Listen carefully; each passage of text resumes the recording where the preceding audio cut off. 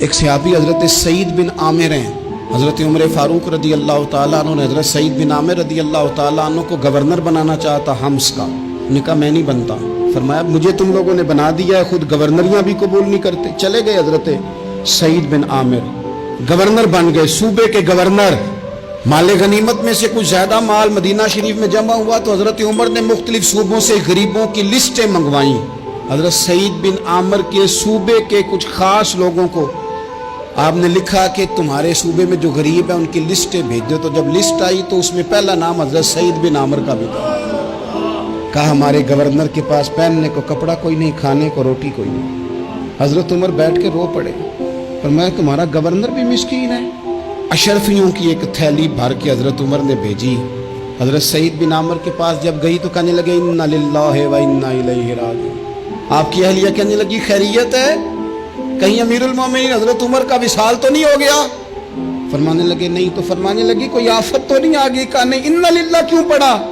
ولی مانس دیکھنا میرے پاس دنیا آ گئی ہے، میں نے تو جان چھڑائی تھی اس سے، کہ میرے پیچھے بھاگتی ہے. حضرت سعید بن عامر نے سارا مال وہیں اللہ کے حضور خیرات کر دیا.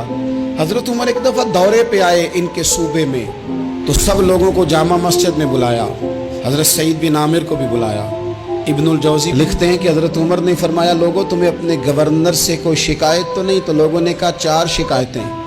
ایک تو ہمارے گورنر صاحب جب شروع میں آئے تھے تو فجر کی نماز کے بعد ہی آ کے لوگوں کے بیچ بیٹھ جاتے تھے.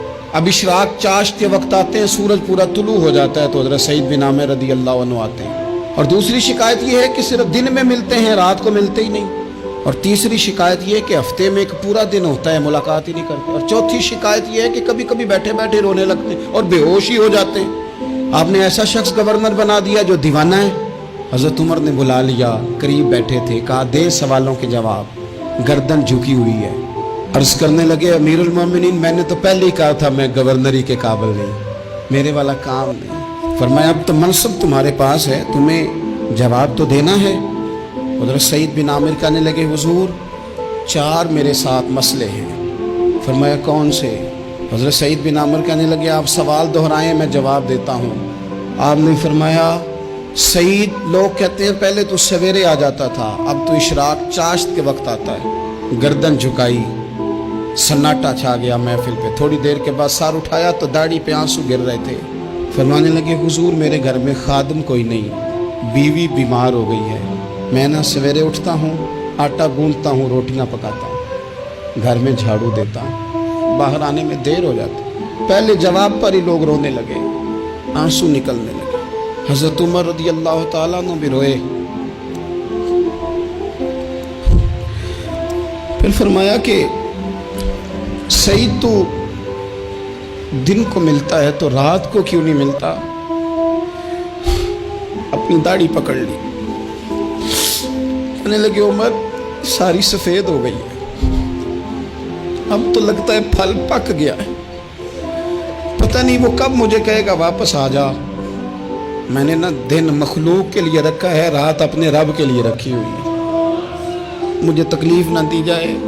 گورنر کی بات کر رہا ہوں. پھر کہا سعید یار ہفتے میں ایک دن ملتے کیوں نہیں؟ کہنے لگے عمر یہ میرے رب کے ساتھ پردہ ہے، اسے نہ کھولا جائے. میرا پردہ ہے نا، میں نے اپنے رب کے ساتھ اپنے پردے رکھے ہوئے ہیں. فرمایا نہیں آپ بتائیں. حضرت سعید بن عامر کہنے لگے غریب ہوں، ایک کی جوڑا میرے پاس ہے، میں غریب ہوں. میرے جیسے لوگ ان کے پاس درجنوں جوڑے ہیں اور اس کے باوجود ان کی زبانوں پر شکر اس طرح نہیں آتا جیسے آنا چاہیے. میں نے کہا نا کہ میری اجرت میری محنت سے زیادہ کیوں ہے؟ میرے محسن تیرے احسان سے ڈر لگتا ہے.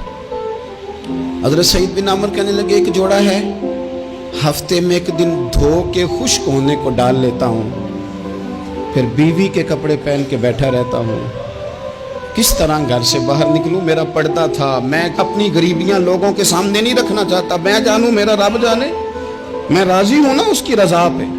اب تو حضرت عمر ہچکیاں لے کے رونے لگے. فرمانے لگے چل آخری سوال کا جواب ہی دے دے، کبھی کبھی روتے ہو تو بے ہوش ہی ہو جاتے ہو. حضرت سعید بن عامر پھر رونے لگے. فرمانے لگے بڑی عمر کا ہو گیا تھا جب کلمہ پڑھا تھا، جب وہ